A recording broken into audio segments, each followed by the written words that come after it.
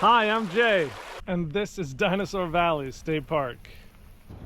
As you might expect, both outside and within the visitor center, this park is all about the dinos. The visitors, dinosaurs. Their guest book, a muddy beach. Their signatures, distinct, unmistakable footprints. And most exciting of all, footprints of the giant brontosaurus, or sauropod.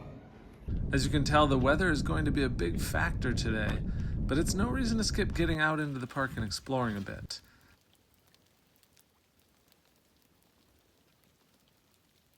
It's been quite a while since my last visit here, and I feel like I'm rediscovering how great it is. The park map shows a pretty robust trail network, but they all look pretty muddy today. But for one short hike, I will brave the elements and the mucky terrain. There's no real way to know if the weather will ever abate, so we're gonna walk down and see the tracks.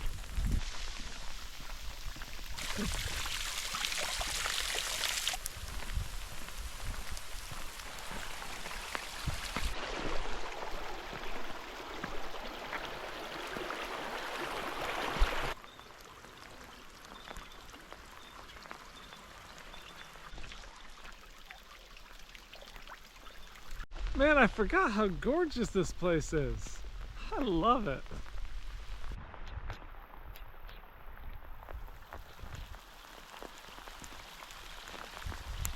There's a fun kind of cultural exchange at play here. Roland Bird hauled out the chase sequence of footprints and took a third of it to the Natural History Museum in New York. The crew struggled up the riverbank with the blocks and loaded them onto trucks and cars. The pieces were sent by rail to New York City. Then in 1964, the Sinclair Oil Company created colossal dinosaur models for the World's Fair in New York. And somehow, those sculptures ended up here. So there's a piece of the Paluxy River of Glen Rose, Texas in New York, and a little slice of New York found its way here. Since so much of this park centers on the footprints and the dinosaurs, I think it only makes sense to have that be the focus of my painting. This bank of solar panels is not waterproof. That's okay. I brought my own chair. There's this little tiny dry spot between that drip and this drip. And it's far enough away from these splashes that I don't think we should get any spray. And it's infinitely better than it would have been standing out in the pouring rain. If you've watched any of my other videos, you know that I don't usually spend a lot of time with a very detailed preliminary drawing. That's because when the light is changing and I've got to go from one part to the next, time is of the essence, and a super detailed drawing really just doubles up on the time that I don't have. But today, an overcast sky means that the light will remain diffused and fairly even throughout the rest of the afternoon. I have a fairly dry spot now, and there's really no reason not to approach this as a grisaille underdrawing. So I'm going to take my time. I'm also going to shift these guys so that they look like they're interacting just a little bit more. And then after the drawing is done, it'll just be like falling off a log. Paint the values that I already indicated. In just a few seconds of sitting there, I had a raindrop hit a mud puddle and splash dust and dirt up onto the paper. So I guess I'm going to stand rather than sit. The early drawing especially doesn't need to be super pretty. I just have to have a good idea of where everything's going to go. And I'm actually going to incorporate the footprints from the riverbed in here. And I think I'll have a dinosaur here. Maybe put the T-Rex here to cover up more of this.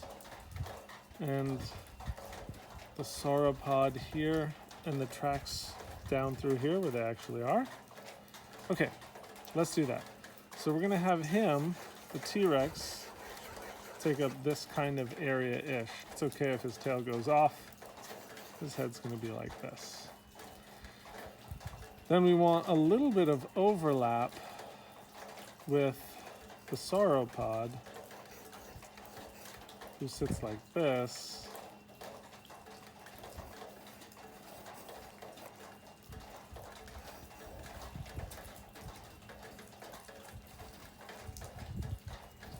It takes some artistic license to maybe have that tail come up.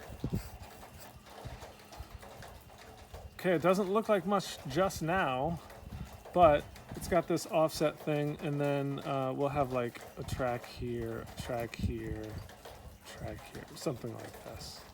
Now you can either erase those, because those aren't very pretty, or normally in a painting, if I do this with a brush, I can just paint right over it. So I'll get it tightened up just a little bit. Let me show you a time lapse.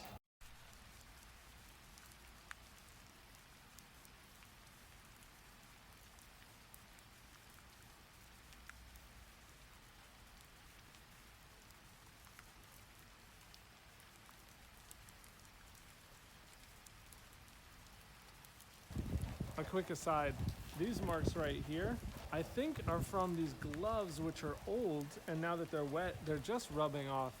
It's too cold to go without. I'm gonna run to the car real quick and then carry on. Update 2, on the walk to the car, I saw there may actually just be paint on those gloves. I don't think it's from the drawing.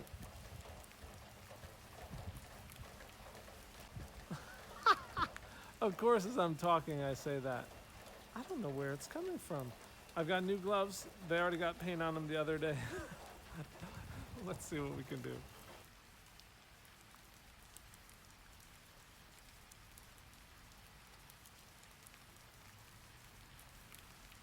Okay, you can see that I started shading in the heads of the dinosaurs. That was to give myself a sense of they are a silhouetted dark shape against a lighter shape of the sky. But as I shade, I find it's pretty annoying to try to look past all the letters. I can do it, but paint is just better. It covers it up. It gives me the opportunity to layer. So why would I beat my head against the wall with a pencil when I could just switch over to painting? And that is what I'm gonna do.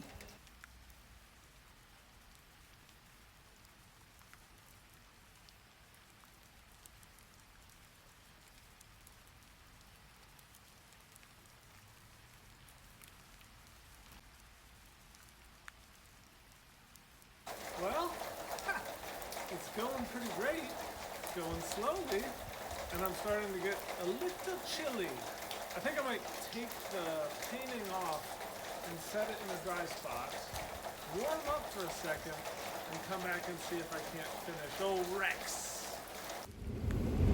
You know, I just had a conversation with my brother about weather like this, because running in the heat, running in the cold actually, they have their disadvantages, but running in the around freezing and pouring rain, absolute worst.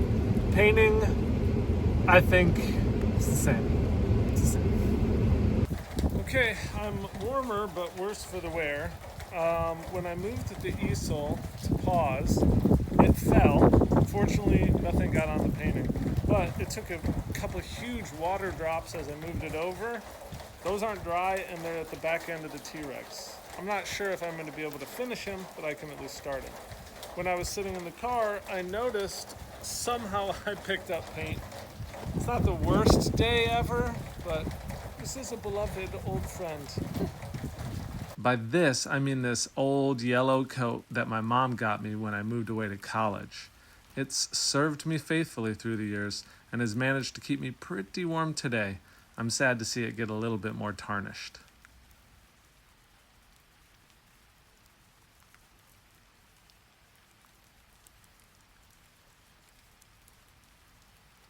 But you know what? Why fight it anymore? I'm a mess, it's soggy. Why not jump around in the puddles like I did when I was a kid? After those hours of struggling to stay dry and warm, I bet you know exactly what's on my mind. Cannonball! Of course, it's a lot easier to look like a tough guy and take a cold plunge when I know that I'm just a couple hours south and I'm going to drive home and jump in the hot tub to warm up. On a similarly cold and wet day, I returned to the painting to add some finishing touches.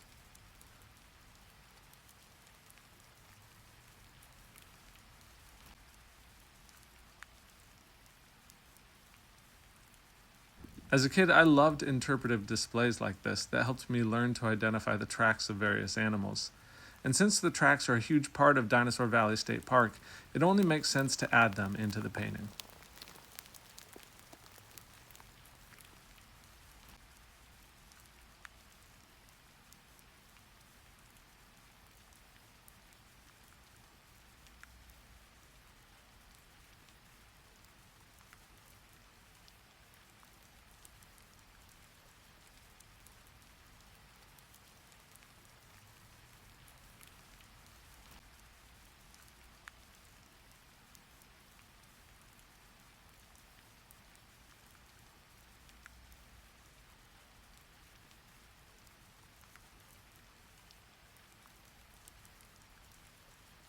Dinosaur Valley was the last stop on my January tour of the West Hill Country region.